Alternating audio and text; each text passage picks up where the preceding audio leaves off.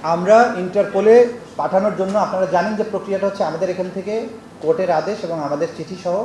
Ministry of home অ্যাফেয়ার্সের কাছে যায়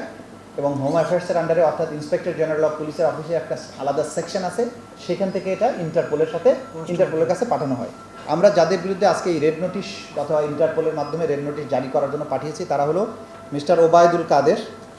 mister Asaduzzaman Khan Kamal, mister M Mozammel Haque, Mohammad Hasan Mahmud, Jahangir Kabir Nanak, Sheikh Fazle Noor Taposh, Mohibul Hasan Chowdhury Naufel, Nasrul Hamid Bipu, Mohammad Ali Arafat এবং তারিক আহমেদ সিদ্দিকী। এই 10 জনের বিরুদ্ধে আমরা রেড নোটিশের জন্য